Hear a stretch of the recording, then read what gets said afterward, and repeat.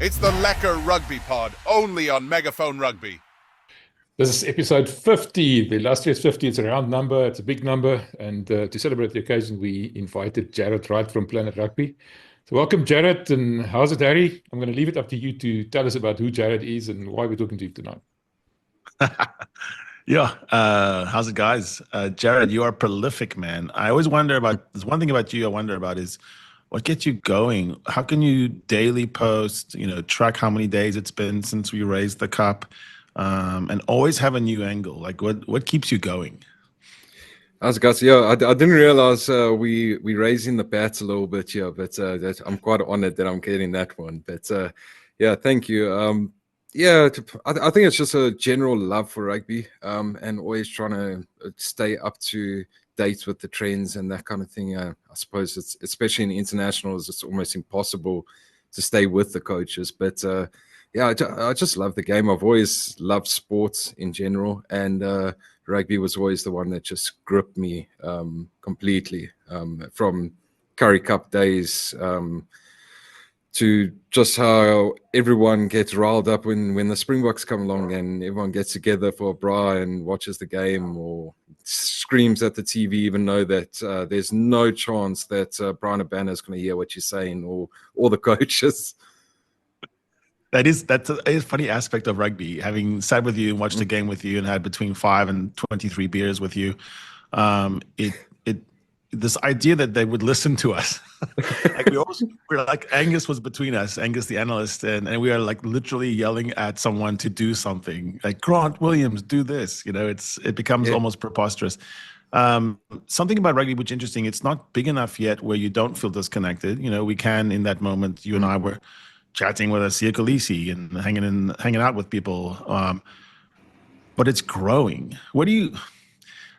How do we keep the connection with the players? How's it? It's so cool right now that you can actually run into these guys at a pub and they talk to you. It's not like they're NFL or they're football players yet. How do we keep that connection? But do you think it's going the other way? Yeah, I think the game sort of does need to go that way in a little bit.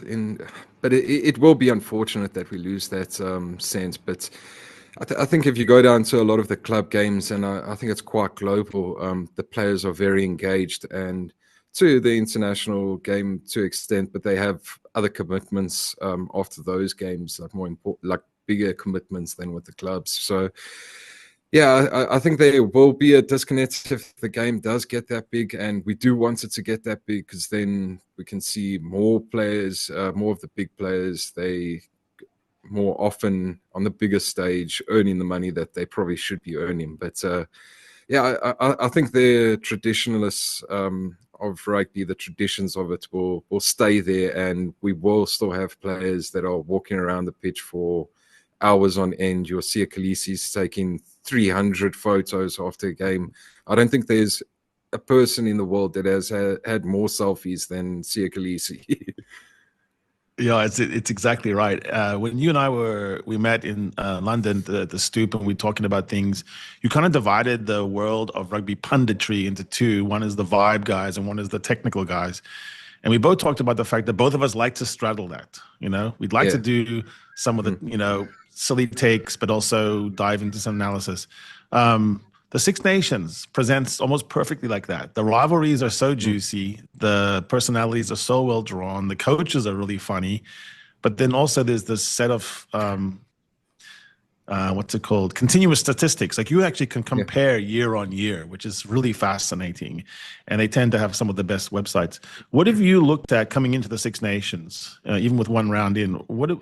What were you looking at this tournament as showing us this time? What themes were you looking for? What shapes? What changes? Yeah, I think a lot of the teams are sort of carrying on and just building on what they've been good at. And Wales just trying to find something that they're good at, to be blunt. But I think one thing that has caught my eye massively in the first round is the emotional toll of international rugby. You look at a team like England; they are so good for 60 minutes at the most, and then they fall in off. And if you look at the players that they have at their disposal, you can't really pinpoint where the issue actually is. And then you have to start looking at things that you can't see in the statistics. And one of those things is the emotional drive of the players. I sort of picked up with Moro Itoje's communication with Ben O'Keefe as the game progressed. It was their relationship digress kind of thing. So I think that's one of the very interesting things. And like on a tactical aspect, it's been very interesting to see France in particular, how long they kick compared to other teams. They just hammer the ball, and I think with the Intermac not being there the entire time. So yeah, seeing them hoof it long, and yeah, also their line out, they seem to go very far back in their line out, and that's a pure play just to get it out to their back line as quickly as possible and get Antoine Dupont firing. Yeah, let's talk about someone. Maybe we'll divide them into the teams, but also maybe the matchups coming up, and talk about who's under the most pressure and who's looking for something to change. England comes into round 2 into Le Crunch, and the talk is all about moving Marcus Smith, who they tried to hide on the defense side, putting him at 15, which is sort of counterintuitive. But then you have Finn Smith, perhaps at his first time ever running the England ship at age 22. So the tale of the Smiths, and then that, I guess the casualty is Freddie Stewart, who's safe as houses under the high ball, but he's really bad playing east to west and catching someone. Do you think Borthwick has any idea now, or is he just throwing spaghetti against the wall? Yeah, his selections seem very reactive. Like, even if you look back to November, where he brought Freddie Stewart in, he brought Jack van Poortvliet in, and there was all to counter what the Springboks were doing.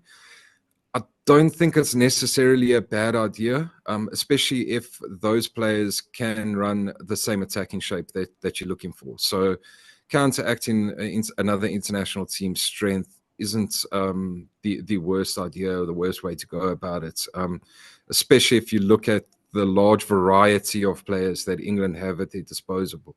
Like, South Africa have come up with a game plan. This is how we play, and we select players to play that game plan, where England can be a little bit more less rigid in that way. And I think that's what Borthwick is trying to do. But I think he's got a lot to learn as an international coach, because he's very young into his head coaching career. He had Leicester Tigers for 2 or 3 seasons at the most before he replaced Eddie Jones. So, yeah, I think there's certainly a lot of pressure for him. But I think Marcus Smith moving to fullback, I've thrown it out on Twitter. I think it's actually a good move to counter France's long kicking game, because Freddie Stewart he doesn't have that kind of boot. He doesn't have the same intellect in selecting his kicks. He can hoof it, but he's maybe not as smart or delicate as what Marcus Smith and Finn Smith can be. Yeah, so you have Marcus and Finn Smith on the field, and this is where it seems like Borth is always experimenting. Is at 10, 15, and his loose trio doesn't really mess with the midfield very much. Has a pretty stable look at tight five.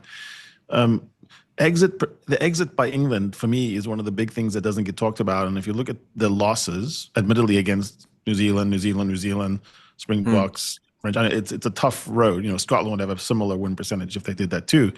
But it looks like to me, they look at, we faded in the end. I look at the making life hard on themselves. Their exit percentage is the worst in the Six Nations after one round. It was the worst a year ago.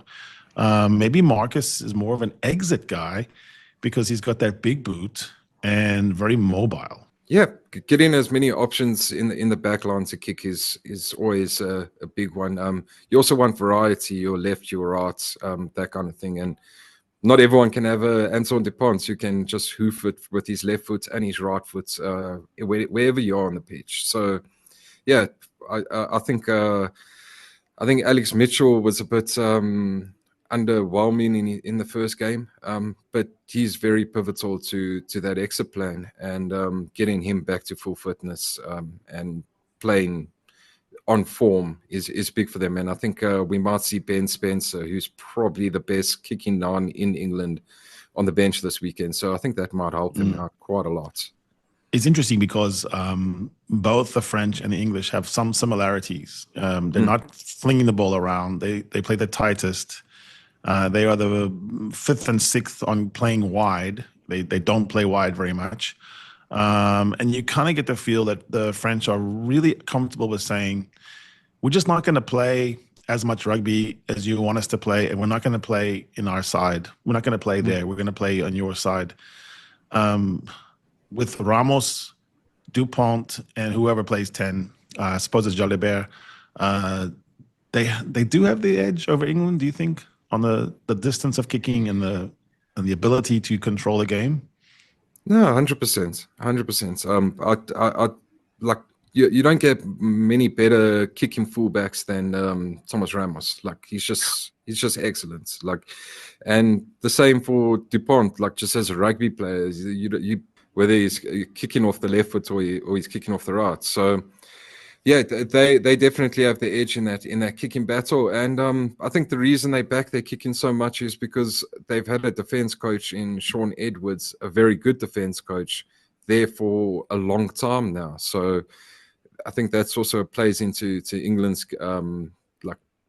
England's issues is they now in their second year with a second defense coach. So yeah, your kicking pretty much goes with your defense, and you can kick it long because you've got a Sean Edwards-led defense backing it up. And they trust it, yeah. It's interesting. I love the sound of a ball being kicked, and when Dupont kicks a ball, it sounds different. It sounds like a goat is kicking you in the stomach. Sorry for using the word goat.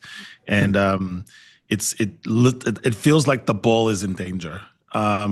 Ramos, I looked at the ball chip technology, which is wonderful. Now you have this ball chip technology in Six Nations releases all these statistics, and you see that Ramos is the longest kicker of all. Hugo Keenan also up there too, surprisingly. But the way he kicks the ball, it's so smooth. And so you have all these different looks. And it looks like if you're Marcus Smith at the back or one of the wingers against the French, you basically have to, you're never safe just standing around. You've got to be moving. Do you think that this move by Borthwick, if it's true, do you think that changes any of the edge of the French, or do you still think this is the French's match to lose? I think it narrows the gap in quality quite a bit, but I think the French still have the edge. They've got a great kicking coach in Flox Elias there as well. So yeah, I think they still do carry the edge. And Marcus Smith and Finn Smith working in tandem, like counteracting the French's kicking game does help a lot. But I still think that the edge is with France. And yeah, England came up with some good tactics to try and beat the Irish, playing 3 open side flankers in their back row. So maybe that's something else up their sleeve this week to get there. Can I just ask you this? I spoke to Andre Tuperis today, and we saw last week what Jamison Gibson Park was able to do against England. This week they're coming up against Antoine Dupont, and they must have a strategy for this guy. I mean, what we saw was that Andre specifically said that Dupont is the fly-off, even though he's a number 9. He makes the decisions. And we're going to talk about the Dupont's law now, the second one. The way he runs the games, Intermax sort of stands off of him and is waiting for him to make the decision. How would England counter that almost brilliance, not almost brilliance, absolute brilliance of someone like Dupont? Because if you don't contain him, the game is lost. I don't quite know how you actually contain him, but I think there's a risk of over complicating things and being too focused on Dupont. And yeah, I think that's where you need to get your balance right, and you need to make sure that you're absolutely 100% like solidified right around the fringes of the ruck, because if you're not, then you're buggered. And the problem with that is you're watching Dupont, and then he whips the ball out to Yumi Antonio, and then you have to stop a 140 kg Tate prop who's on the rampage. So yeah, I don't think it's easy, and you have to make life as difficult as you can for him. and maybe that's making it one man's job, like you saw Peter Steph du Toit in the 2019 World Cup final, where he just chased after George Ford the whole day, and just hope that you've got a guy that can do that. So somebody like Tom Curry or Ben Earl constantly just targeting him. Yeah, it's a trend that's been continued now when you watch the French play, which is that they go blindside more than any other team using Dupont. They score off set piece more than other teams. They go quick strike scores. They don't build 15 phase tries. And they don't really do a lot of kick return. They do some kick chase. So it's a very efficiency-minded, big, heavy pack. Sort of have the pack that everyone said the Springboks used to have, which is you can tire them out. Is there an ability for the English English looked a little bit maybe tireder than the Irish, but in this matchup, maybe the English can maybe move the ball around a bit more. Maybe the way you handle Dupont is to make everything be on Dupont. Maybe instead of trying to contain him, you say, we'll make you beat us. And so I looked at the selection. They're talking about having more blind sides, a more balanced Tom Willis, Ben Earl, and Tom Curry. Maybe you just try to imagine everything the French want to do and do the opposite. Yeah, I think that's quite a risky ploy, throwing everything to Dupont. I did think about when you were talking now about speaking to Andre Pretorius and that Dupont runs it. It's almost like the Springboks of old, that Fourie du Preez ran everything and the fly-off was just standing off. And it's almost like France now have their Fourie du Preez and Andre Pollard sort of playing together, because if we think about Pollard now, he's not like Manie Libbok, where he wants his hands on the ball all the time. He's willing to let everyone else have a couple of touches and then cause it on himself when it's needed. So, yeah, I just found that quite interesting. And France have so many attacking weapons throughout their team that even if you do target just Dupont and you make him as less impactful as you possibly can, they just pull somebody else out, and Thomas Ramos comes up with something special, or this week it'll probably be Jalibert who pulls out something special. And I think a lot of it is actually built around guys that don't get the praise that they deserve. Somebody like Francois Cross, Gregory Aldrit gets quite a bit. The blind side this last week, or the left flank this last week, Paul Bunderhead, his ruck efficiency was something like 93%, with 32 attacking arrivals or something like that, which is mind-blowing stuff. So, yeah, you have to disrupt those rucks somehow, and I don't think I think Borthwick's going the right way by putting some heavier bodies in instead of the more mobile guys in. Yeah, so the French don't build as many rucks as other teams, and I looked at to see if it's a trend or not. And it looks like it's a multi-year trend where they get the ball to the third receiver the least of the Six Nation teams. So they're structuring it much more off 9, like you say.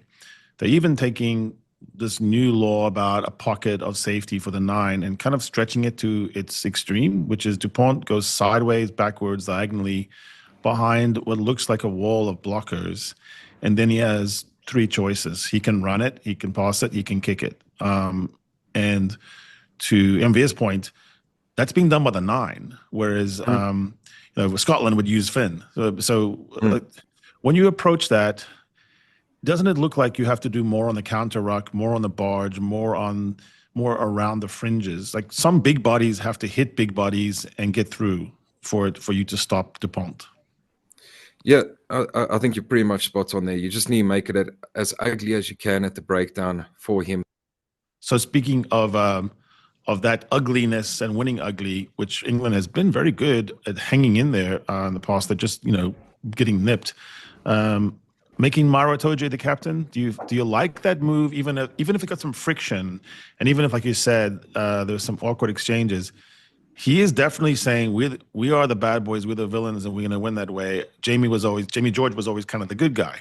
Do you like that long term, or do you think it's a failed experiment? Yeah, I think they had to choose a long-term captain because Jamie's heading into the latter parts of his career. So I think we'll probably see him back this weekend off the bench to help with that captaincy. So yeah, I like that. They're going to be the bad guys. Somebody has to be the bad guys. And I think England do need to embrace that a little bit.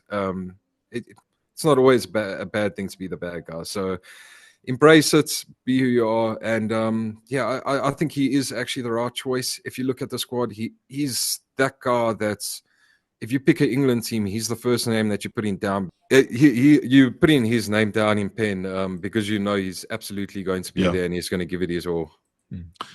Any wild cards we can think about here? Maybe the word card being significant. Early cards or maybe scrum catastrophes for the French change this thing, or do you think maybe go around the horn? We all say it. How much do France win by this weekend? I think it'll be quite close. I do think it will be quite close. I think it'll be another 7-point victory for France. But yeah, England are a tough team to beat. So Will Stewart has been in pretty good form, so he could maybe give them a few issues or two. And I think Ellis Genge was quite unlucky in round one. Last week, Paul Speak announced the team on Tuesday. Took a leaf from Rassie's book. This week, it's crickets. Why is that?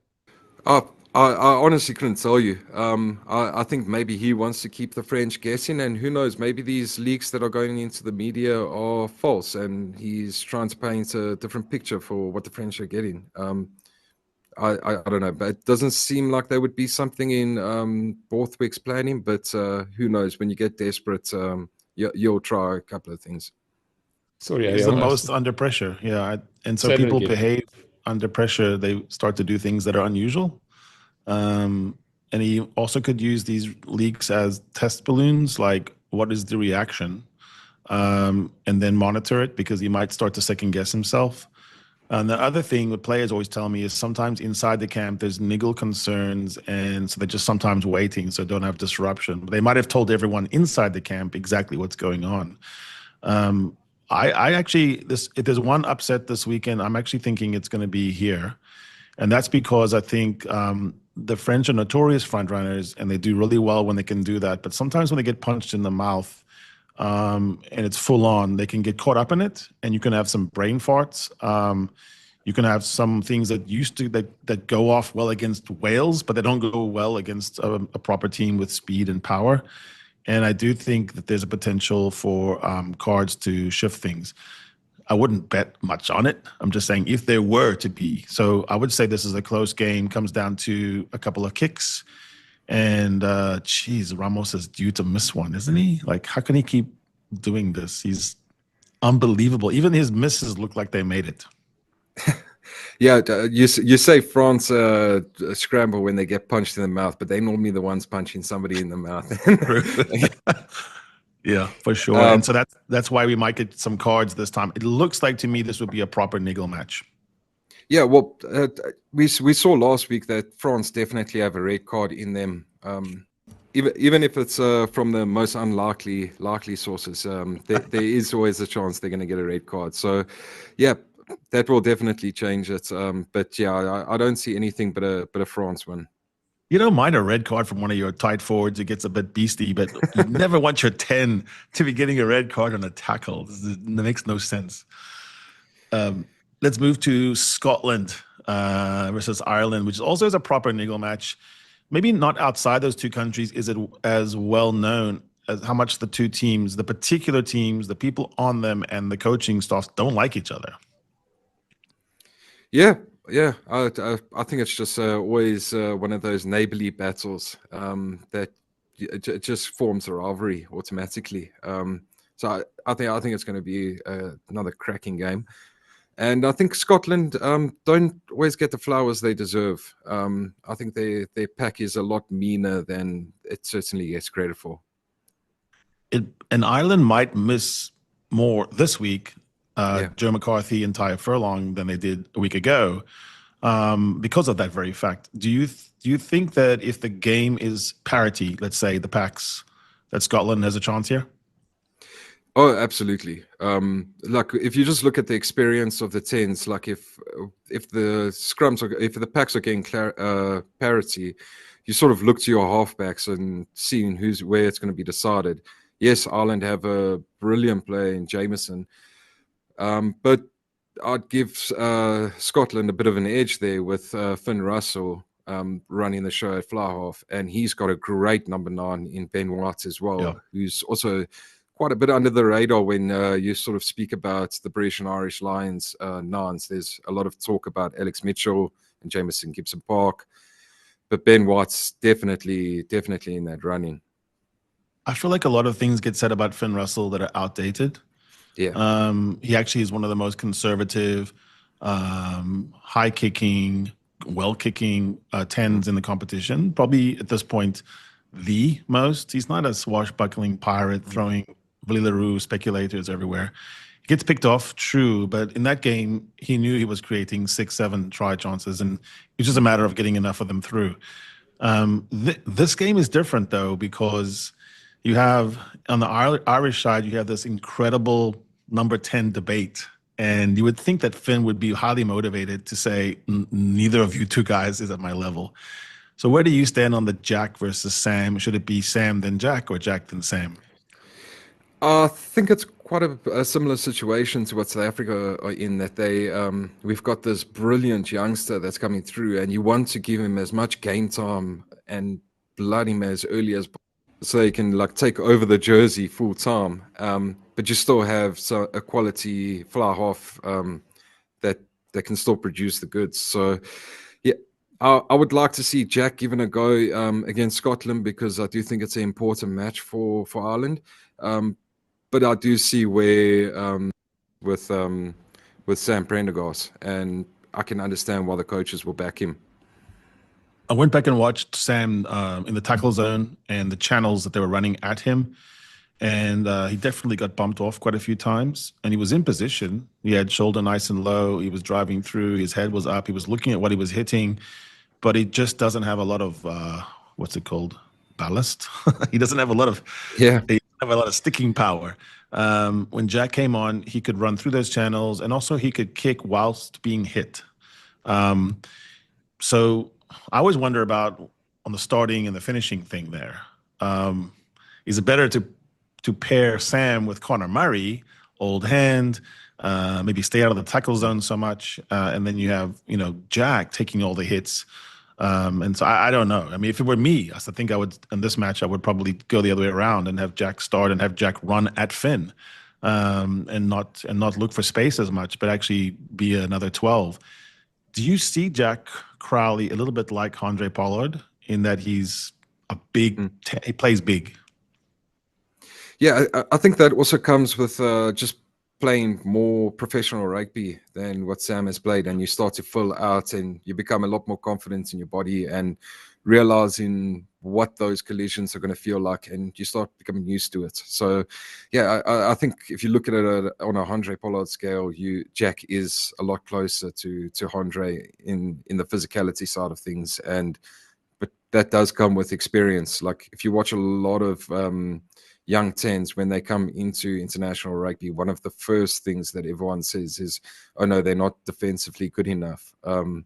And yeah, I think it's just one of those things that he will definitely improve on. And it's just, you just need to throw him out there and keep on throwing him out there until he gets used to it. And then all of a sudden you're going to look back and say, oh, remember when everyone said Sam Prendergast couldn't tackle, or he didn't take the ball to the line hard enough, or anything like that. Like, it will come, and it's about just gaining that confidence. And you saw what's in the last game. He sort of, after every collision, he just moved further and further deeper into almost going into the pocket by the time he got hooked off. But yeah, he's a quality player, and he will get there. But like I say, this weekend I'd get Jack Crowley in the starting lineup, just to take on the Scots, but then getting Sam back into the starting 15 at some stage during the tournaments. And yeah, Test rugby is very much a 23-man sport nowadays. So if you feel like, maybe if Ireland feel that they can give it to Sam to start it, because they can rely on Jack to come on and turn the game the way they want to, because they've been able to do that in recent test matches. You look back against South Africa when they brought Kieran Frawley off the bench. They really starting to build that 23-man effort, where for a long time I feel like Ireland weren't utilizing their bench as well as they could have. Yeah, so this matchup was only a 3-point matchup a year ago, and that was in Dublin. This one's in Murrayfield, daytime game, cold as hell. 3 aerial battles, quick hits. I want to put to you the line out. Last week it was 23 out of 23, almost all of the front. The Irish were just doing banker ball and getting it done because there was no one from England to contest it since they picked Twindaloo and they had midgets at the back. This time around, you would imagine it's going to be a proper line-out battle. How do you see that going? Yeah, a really interesting one. I think Joe McCarthy not being there, he's great in the front of the line-out, and you automatically get all those 3 options, possibly 4 options jumping. So I want to say I think both attacking teams are pretty strong at the line-out, and I think they'll probably hit about an 85%, and it's more about disrupting it as much as you can. So even if you're not picking off the opposition ball, you're just making it as untidy as possible. You know, and sometimes when both lineouts are really operating well, it's the 1 or 2 steals that emerge as the thing that turned it. You know, it's like the quarterfinal against the All Blacks in 2015, 1 lineout steal and it changes the whole dynamic. If that's the case, you look at the hookers as well. So I rate these Irish hookers almost 1 and 2 in the Lions race. But on the lock side, do you think Johnny Gray has the potential to be a British and Irish Lion on tour this year? I would never write off Johnny Gray. He's just a ferocious defender, and he's hard in the rucks. He's excellent there. I would never write him off. He's just that workhorse lock that every team wants and needs. So yeah, there's stiff competition, but he's definitely not a name that I would discard. In the aerials, you've got Blair Kinghorn types, Duhan van der Merwe, so clear height advantages, perhaps against the Irish. Do you think that Finn can set up some one-on-ones in the air, even if it gets 2 out of 6 or 3 out of 9, that can turn this match? Yeah, I think so. I wouldn't say the Irish players are terrible under the high ball. I think they're all pretty great. But it's just about sort of turning them is the big thing. So you want to be able to turn James Lowe or Mac Hansen so that they're running backwards while your guys are running forward. So if Finn can absolutely do that, because as short as he is, you're probably not going to beat Hugo Keenan in the air. No, because Hugo does all that. Hugo does great prep on the ground before he launches, and he doesn't seem to do it in a way that puts himself in bad positions. I do wonder a little bit about James Lowe. I always talk about him as being a guy who can win a match for you and can lose one for you. And we saw that at Loftus. Loftus last year, he was so full of errors because he was trying too much. And so that's one thing. He gets almost 2 up for it, and will get caught in the one-on-ones. Final question on that is: if Scotland wins the match and pulls the upset, who do you think will have been the man of the match? I sort of want to go rogue shot and say Matt Fagerson. I think he's just one of those guys that he's primed for like a really big standout game. He always has great games. I just think he's just a very rogue shot. But I wouldn't be surprised if it comes from the back row and someone like Rory Dodge or the last shot, Hugh Jones. But the rogue shots, I'll say Mac Fagerson, otherwise Rory Dodge.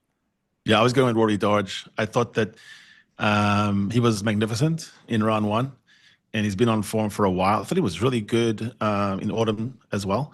So I'm wondering if that duel between Dodge and Josh from the East Rand, Van der Fleer, is how that's going to go. That will rest a lot on referee interpretation. Six Nations so far, have you seen anything different around the ruck breakdown that refs are doing? Not in particular. The main thing has just been around the protection of the scrum halves that Anton Dupont has absolutely lapped up. And yeah, I think it will have a knock-on effect for other attacking scrum halves, and we'll see more attacking scrum halves selected, guys that are quick, that can accelerate really quickly. And those are the kind of scrum halves that are really going to thrive at international level. So yeah, that's the main thing around the rucks, and guys being able to like extend really far and get the ball as far away from the opposition. Those are the teams that are really, really doing well. Like France, Gregory, Audrey, Francois Cross, they're very good at that when they do get tackled or when they do carry. So yeah, I think that's the main stuff. Like Ireland's breakdown is always very debatable. So if a referee starts picking on them, they will get pretty much blown off the park. But I don't quite see that happening. I'm with you. I didn't see a lot of sea changes, but I saw one minor wrinkle was with the rest were allowing the roll, and they were allowing one dynamic place extra, if that makes sense. Yeah. And so that kind of move where you keep your elbows in and then you explode out for your presentment to be longer, it seemed like something you have to really time nowadays, because Tom Curry and the boys did get 5 turnovers at the breakdown, which is unusual nowadays. Yeah, especially against a team like Ireland. Yeah, so I would think that Darge would have been looking at that along with Richie, and the eyes would have been open and said, "What one man can do, another can do." So I guess we're saying on this one that that Scotland should lose, but at the same time, it looks like the matchup is. It's like some teams match up well, and it seems like to me Scotland doesn't match up that badly with Ireland. What do you think? No, I think you're right with that. There's some tasty battles throughout the teams, like Andrew Porter versus Xander Ferguson. It's could be the two Lions props going head to head. So there's some really nice head to head battles. But I think Scotland just need to be consistent. That's sort of their biggest threat, is just remaining consistent throughout the game. Because if they do, they well within it to beat Ireland. But if they don't, and England sort of showed it, that if you switch off against a team like Ireland, you concede 3 tries in 15 minutes and the game's gone. Yeah, it looked inevitable, but it wasn't. And when you go back and look at those tries, there were individual errors. So for Scotland, if they can stay switched on, I think this one also goes down to the final 10 minutes. And there I worry a little bit about Scotland on the depth. I just think that Ireland has more to bring out. So let's jump over to the sad one, the melancholy one, the wooden spoon. Tell me about this matchup. How badly do each team need this win? That's what makes it actually kind of interesting. I don't think Italy quite need it as much as Wales actually do. I think they maybe riled up for it, like a bit more to like stamp their mark on the Six Nations, because yeah, I think they would be disappointed with their performance against Scotland. But the pressure is definitely on Wales. It's definitely on Warren Gatland. Like, if there ever was to be a coach sack mid, this year could be the year that it happens. Whether it's England or Scotland, England or Wales, like it's very possible. I've been really impressed with Italy and how they've gone under the new head coach, the former Jaguares coach. He was with Stade Francais. So yeah, it could well be another Italy victory, but I think this could well be one of the surprisingly entertaining game this weekend. It could be the surprisingly entertaining game this weekend. You would think that Welsh have circled this one from a long time back and said, this is a must win for ourselves, for our coach, for our pride. And so you would think you'd get a rip-roaring response. I mean, but besides Jack Morgan, there's not a whole lot that you look at and say, that's a clear advantage, which is sad. I mean, Will Rowlands, I suppose, maybe, but there's other players that you think might give them something, like Max Llewellyn tearing up trees at Gloucester. Has Warren hung on too long? Was he done when he went to the Chiefs? Are we looking at a man that's sort of tarnishing his incredible reputation by this sad display where the attack looks like it's schools level? Yeah, I think they've changed their coach just before their attack coach just before the Six Nations again, bringing Rob Howley back into the role and dropping Alex King. So yeah, their attack really isn't looking great, and perhaps this could be Gatlin's bringing them back from this downfall and taking them back to a powerhouse. We must always remember that Wales have pretty much lost almost 100 caps of experience in all your core positions, from hooker to lock to number 8. They've just lost incredible depth and test experience, and now they sort of running out guys who have barely got 30 caps or 20 caps. So I think it's a big turnaround. And I think Talupi Faletau being back is their he's their one big showman that can really make a big difference. Yeah, I always say that Talupe is kind of one of those players that he's almost the man of the match every time he plays. He's always in discussion. I make you head coach today. Like Gatlin gets the axe, and Jared Wright is now the coach of Wales. What shape and style, what tactical paradigm do you use to beat the Italians in Italy? I think Gatlin just sort of needs to go a little bit back to top and just being ugly and hard to beat. Like the Welsh have always been hard players. They've always had an ugly pack, and I think that's sort of where their strength lies. And not overcomplicating things. Play in the right areas, be aggressive, be as strong as you can in the set piece, and if you can't handle it in the scrums, get it out as quickly as possible. Yeah, I almost look at second shoves, second efforts, 3 seconds tackles instead of 1 second, holding a man up a little bit, turning it into a street brawl behind Newport somewhere in Cardiff at night. I almost go back to the Welsh tour of South Africa, where you looked up and you saw why is the score so close? I mean, one team has got 600 meters gain, the other one's got 50. One's made 200 tackles, and the Boks have made 10. But the score is within a try. Do you think that he's under pressure, Warren Gatlin? I mean, to produce entertainment, or at this point, just get a win by any means necessary? Yeah, I think it's just get a win. Just getting a W on that form guard is all that matters for Wales. Almost like one of those old school games where it's 6-3. That would be Wales' perfect shape. I think if the score is, without knowing who the teams are, if the score is 32-28, I don't like the Welsh chances on that. No, I don't quite like it either. I think they have an issue in their midfield, their centre combinations, and that's one of Italy's strongest points. And I was quite impressed with Italy's scrum against Scotland. And Wales have brought in Adam Jones, who's hopefully going to make a big impact for them, because if he doesn't, then it's going to be a long night for Wales. Geez, NBA, is there a better Six Nations preview than what we just heard? Come on. Yeah, no, I'm just listening, and all I can think about this weekend, and I look forward to is they said 150,000 tickets sold for the Italian game, so that's going to be quite a raucous one. I'm looking forward to that. It's going to be a nice atmosphere. I think Wales, what like Jared just said, get a win. I don't care what you do, just get a damn win, because to turn this thing around, I mean, how long was the streak now that they've been losing?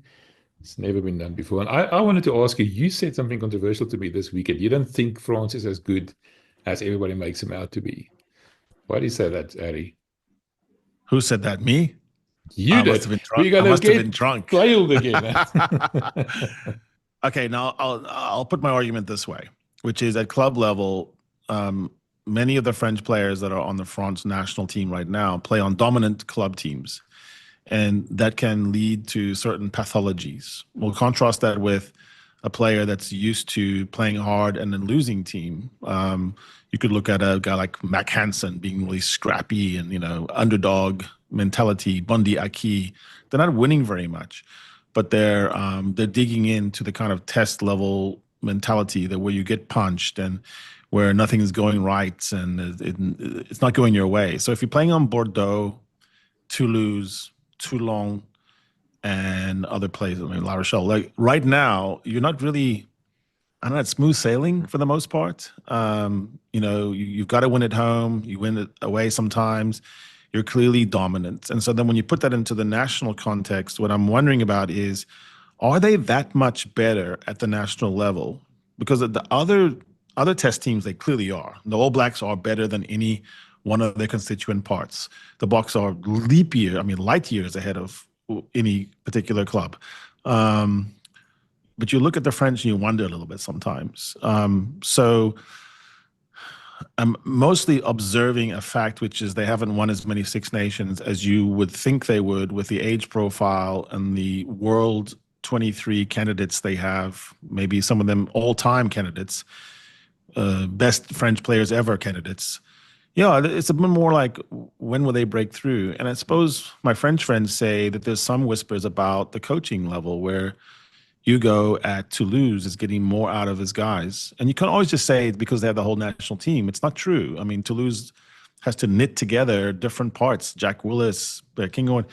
So I do wonder about the ability of Galtier to adapt and refresh. We've talked about that a lot, that coaching is so tough because you can get to a certain point, but then unless you can do another wrinkle and you can bring in a Tony Brown, or you can bring in a different type of a ruck pattern if you're Ireland. Otherwise, you get caught. And so I just wonder about the French. I wonder about their ability to get over the top. And, I would say this weekend is an incredibly potential stumbling block, banana skin peel, because you could imagine how this fixes everything for England. Everything. Beating the French at Twickenham, full house, makes Twickenham man happy. His shoes are shinier, his elbow patches are rougher, his Lamborghini starts better outside. Borthwick gets to smile and stop saying, "What a journey." He gets to say something real, like, "We pounded the Frogs." Everyone's happier. Maro Itoje says, "Look, it's true, I'm the good captain." And it also puts such a black eye on the French, because then they have to go, when are we going to realize our potential? And it puts pressure on him. Right now, the most pressure is on Borthwick. And so I just think it transfers all the pressure off of him onto a guy. When you really look at it, you say, this should have been the golden years of French rugby. They should be holding a World Cup right now in their cabinet, and they should be looking at 3, 4, 6 nations. Maybe I'm wrong, but that's my argument. I wanted to ask you this, Harry. Sorry, Jared, I also want to ask you what you think about this. We mentioned this before, that maybe Galtier is not as good as Hugo with the French players in his team. But the guy, one of our subscribers made a comment to say, but listen, you've got to remember, Hugo has a team the whole year.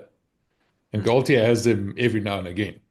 So you can't really compare the two as coaches. So how much water does that carry, Harry? No, that's true. That's like completely fair. Every test coach will complain to you about the level of time they have. Borthwick that was his first thing. If you sat down with him over coffee, he would say, but I don't get these guys. But they have central contract systems. He has input into training. Borthwick can even make requests on where someone will be played. If they run their ship right, they have the best assistant coaches. I mean, look at Galtier, who Galtier has as his defense coach. I mean, he's not a pretty bad guy, Sean Edwards. Look at the Irish setup. Paul O'Connell is incredible as a coach. Look what Rossi has to call on. So there's a resources match to match. So I think most players get their they play even higher and better when they put the green jersey on or the blue jersey on. But I just think the French, it's different because club is probably more popular and it means more to them than maybe test rugby does in other countries. Jared, I want to ask you this. We all know who Galtier is because he's got these glasses. And we know who Borthwick is because he's got this look on his face. We just saw this weekend Easterby from Ireland. I saw him for the first time. We know what Andy Farrell looks like. Isn't it a case that in rugby nowadays, the coaches are too big and they play too much of a role lately? It's not about the game so much, about the personalities of the coach. Or are we as pundits maybe digging too deep into that? No, I think it absolutely matters because, it matters who's running your team. If you care about your team, you want to know who's running your team and you want to know more about them and that kind of thing. And so I don't think it's a bad thing that coaches get that high profile and that kind of thing, because it also does drive interest in the game. And I mean, you just look at football and how many coaches get they almost the headline more of the time than the players are. So yeah, I think it is important. And if I look at a guy like Galtier, you were talking comparing him with Hugo Malia at Toulouse, and yes, Hugo does get that extra time with the players and that kind of thing. But it's said that in France that the French international rugby suits Fabien Galtier because he is so demanding on his players and because he's so demanding on his coaches. He's almost like a Eddie Jones that he puts a lot of pressure on these players. And like at a club level, when he was at Toulon and those kind of clubs, the players just they didn't enjoy his coaching because he's too intense. And yeah, maybe that's why the French fall off the wagon a little bit as they go deeper into tournaments and that kind of thing, because they had that intensity for so much of the time. I want to ask you, we missed this, Harry. He's wearing an Italian shirt there. That's where your loyalties lie. No, I just thought that we're going to be speaking about the Six Nations. I might as well dress for the occasion. It was this or a France jersey, so I went with Italy. I very subtly went light blue. I don't know if you noticed, Harry. You know, all the studies that I've seen across professional sports, that the coach matters a lot. The coaching setup, not just the coach himself, but who he can keep happy. Are there environments such in which people like Felix Jones can raise something during a World Cup and change a plan? Is the coach open to that, or is it my way or the highway, hierarchy, old school? As it gets more professional, analytics are more important, playing the right parts of the field, tendencies. Rugby doesn't have as much input on every play and every moment as some other sports. So in a weird way, it matters even more. So like your halftime speeches, your waterboy run-ons, your signals, your light flashing, whatever, that is even more important because you're seeing something from on high that there's no way Finn Russell can see on pitch side. And so I do think that matters. The second thing is I've talked to people at Super Rugby at the highest levels, and they talk about the fact that if you sort of gave me 5 great players or 1 great coach, I take the coach. And he'll make my team better than the 5 players. You got injury, you got form, you got rugby's not a game where one player can really take it over, contrary to what people think sometimes. It's anyone can have an off day or be neutralized. So I think, the Six Nations is fascinating because of the coaches in a way. A bit sad actually to watch Warren Gatland, in my opinion, do this. I kind of think I wish he was on the farm in New Zealand having a fun time with his grandkids. Yeah, but you sort of listen to what players have to say about coaches, and it matters more what the ex-players have to say about the coaches that they've worked with, because they're not. Yeah, that doesn't matter what they say about them now. They can get an angry text message or a phone call kind of thing. And the way they talk about Gatland is just how much he cares and how in tune he is with the players and that kind of thing. Yes, there's examples where that is not the case, and players have left camp and that kind of thing because they're not happy with Gatland. But there's you even hear Mike Phillips. You hear about how the Springbok players talk about Rassie Erasmus, and while they do talk about like his tactical nous, a lot of them pinpoint the emotional intelligence of Erasmus and how he gets you up for games. And you see when he delivers those halftime speeches, it's not a lot of tactical things. As much as that matters, there's a lot of emotional driven situations, and I think in a big contact sport like rugby, it has to be, because you literally putting your body on the line when you go into attack or when you carry the ball, or you could come out very injured if you're not 100% right emotionally for it. I want to say this while we're busy with this, Harry. I spoke to Ben Herring this week, former head coach at Toyota Blitz, worked under Steve Hansen, and he started a podcast called Coaching Culture, where he focuses on exactly this, the other side of coaching, not so much the tactical side, the technical side, but the softer side, the human side. I'm going to put the link up on the screen here. And his first podcast that he spoke to Eddie Jones. Then he spoke to Steve Hansen, which we'll publish soon, and then Kieran Crowley, and next up is Johan Ackerman. So the links are up here. Go listen to what he says and watch this interview with Ben Herring. Fascinating, exactly what you said now. And especially Eddie Jones, he said sometimes when you're a coach, you have to be a bit of a psychopath. That sounded like a very Eddie Jones thing to say. Yeah, That sounds just like Eddie. Porter Human is now taken over at the Houston Sabercats from Hanneke Meyer. And the fact that his surname is Human is interesting as well. But because his family is still in South Africa and he's in Houston, he said, these boys are my family. And everyone that I talk to says that that's how he behaves. Like they could come to him with any problem, financial, family, ambitions. And I think the bond between coach and player is profound. But I also think the rise now of individual coaches in the setup, and it could be anybody. It could be Jacob Piper. It could be anyone that gets that player, and that player goes to that coach. What Rassie has shown and Andy Farrell has shown is an ability to be so smart that it doesn't always have to be about him. It's not always Andy and Rassie. It could be that one kicking coach, that one assistant coach that really gets the player and realizes they were a confidence player. This one over here needs to be yelled at. This one over here needs to be given a hug. And you don't just coach everyone the same. That's interesting because he said to me, for example, Alex Ferguson, I'm so slightly off the subject. I'm talking about soccer. I can't believe it. But he used to stand at his window and watch his players arriving in the parking lot. And he would see if the guy's shirt's wrinkled, for example, then maybe there's some problems at home. He would speak to him about his wife, or he was fighting on the phone, or something is wrong. And he would pick it up from watching them arriving at the stadium. And that's the kind of thing that makes a good, differentiates a good coach from a great coach, isn't it?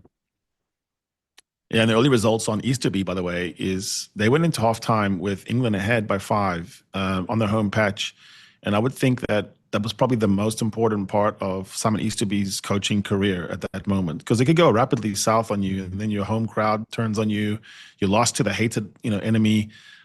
Something happened in the change room at the Aviva. Easterby, welcome to the coaching corps, because you definitely outcoached Borthwick in the post-Oranges. All right, so that was a memorable 50th episode. We've had some challenges, so apologies for that. Thanks, Jared, for making time for us. It's always a pleasure.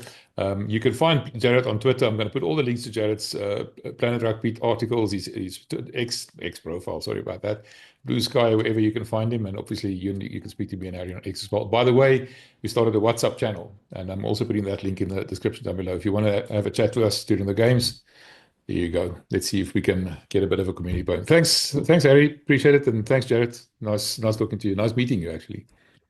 Cheers, guys. Nice to meet you as well. Thank you, guys. It's the Lekker Rugby Pod, only on Megaphone Rugby.